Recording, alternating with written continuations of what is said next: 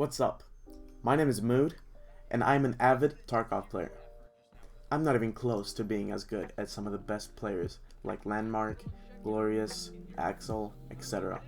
But at the level I am right now, I can at least stand my ground against the majority. This video is mostly centered towards beginners, but if you're intermediate, some of these tips might still help you.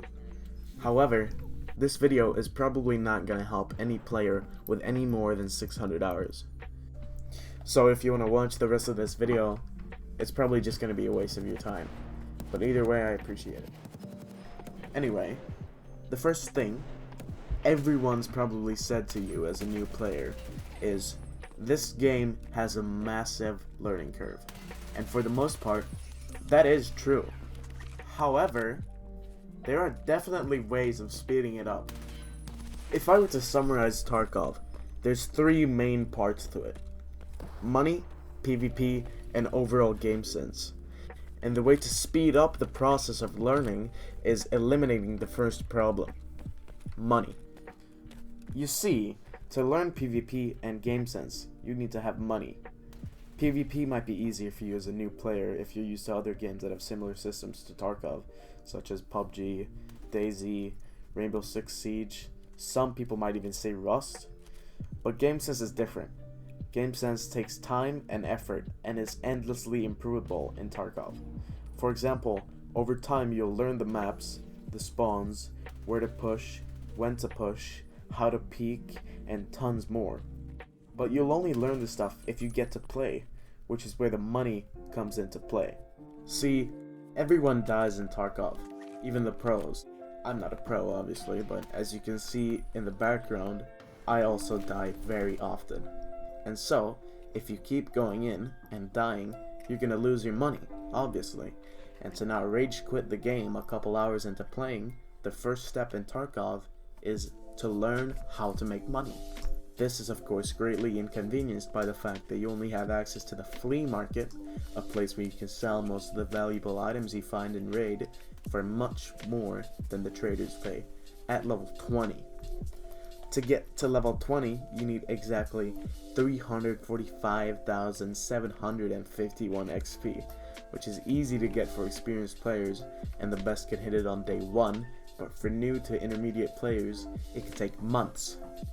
I will not be going in depth on how to reach level 20, but there's a lot of other videos on it, and I would link one or two in the description. But to sum it up, you need to do quests. I will, however, tell you what you can do to make money anyways, and how to know what to sell.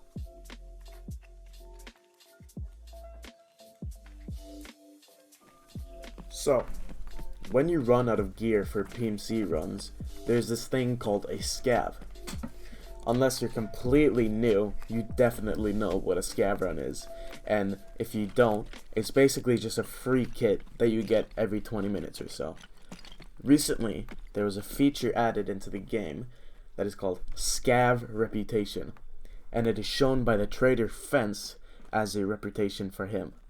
If you kill a Scav, either AI or player Scav, you will lose reputation, unless the Scav is a player and has engaged you for no reason. Then you can shoot back, but other Scavs will be aggroed on you, and if you kill them, you lose reputation, and others can kill you and not lose reputation. It's a tricky system, and I would link videos explaining it if you want to learn more, but basically, don't kill Scavs. And if you manage to hire your reputation, videos will be linked, you will be rewarded by getting a shorter Scav timer, as well as other things which will really help you make more money. It's important that you know this, as it can really change your whole Tarkov experience and potentially make you tens, if not hundreds of millions of rubles in the long run. Anyway, there's two parts to making money in Tarkov: knowing where to look and knowing what to take. Starting with where to look. There's countless options of places to look and routes to take that spawn good things, and the only way to find out what works for you is to play with more experienced people that know what they're talking about, do research, as well as experiment. And this is not just about Scav runs, it's PMC runs too. Now, this is pretty hard to explain, but generally there are two kinds of loot you can go for. There's what I call big ticket items, which is basically quality over quantity. And then there's the other end, which I don't have a name for, being quantity over quality, at least to a certain point. To utilize the quality over quantity method, you can go for such items as Linuxes, GPUs, cases, keystones/jackets, or key cards if you're really patient. All of these items will grant you large sums of money for less work. Not really, since you have to get super lucky, but it is really satisfying. Although, as I said, it does rely on luck, and you will get nothing most raids. This usually works better for hatchet runners. They go in and out just to check for the spawns, and more experienced players that are more efficient and do a large amount of raids a day. Since the more raids they do, the larger the chances to come across a good item become. Although, these kind of money runs have become less efficient since the loose loot nerf. Loose loot referring to loot that is physically in raid, and not the stuff in searchable crates, bags, or jackets, etc. This has made the quality over quantity loot method less prominent. Most runs that work for people using this method requires keys, and utilizes quantity over quality loot as well. If I find a recent money run utilizing this strategy, I will link it in the description. Basically, what I just said is, don't use this method until you know how the game works a little bit better, and or if somebody shows you how to do it. The other, way more reliable way is to take everything you see and swap out stuff as you get better things. There are way more runs utilizing this method and can guarantee you way more money. You can do a lot more research in this and find out a route and rules that work for you. The way I do it is I go onto reserved nighttime and I loot cabinets as well as some specific crates that spawn around the map, taking all items around 10k rubles a slot and filling up my inventory to the brim. I will make a video on this run in the future, and when I do, it will be linked in the description. But this is just my way of doing it, and you need to find your own.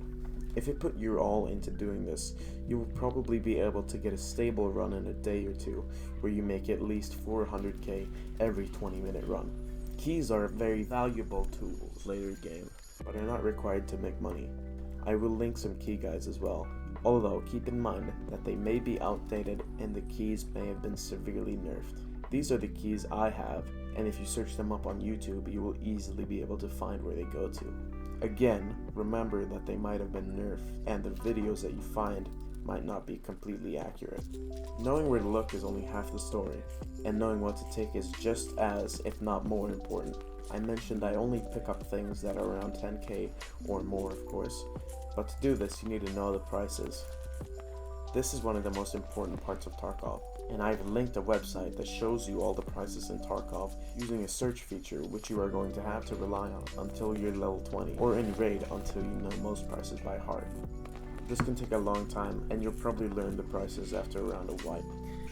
When you get out of the raid with the items you've gathered while being under level 20, you should check out what the traders pay for your items compared to the market price using this site I've linked in the description. If the item costs around 10 to 70k on the market, and the traders pay within 10k of that price, I personally would sell it to the traders, even if it's 10k to the market and like 2k to the traders. If the item costs any more than 70k, more than a 30k to 50k difference in price, you should keep that item until you unlock the market. You kinda have to feel out what works with you. The point is you can't keep way too much stuff in your stash. It will overflood super quick. I linked some videos on stash organization in the description. This image I'm putting up on the screen is slightly outdated, but the prices are basically the same. This might give you a feel for what items are worth what, and you probably should double check just in case, but this image should help some of you get the gist of the prices.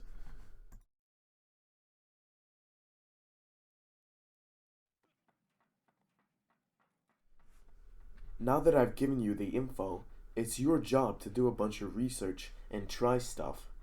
Then, come back to part 2, where I'll talk about things you can do that will speed up the learning of PvP, improve your overall game sense, and give some tips and tricks.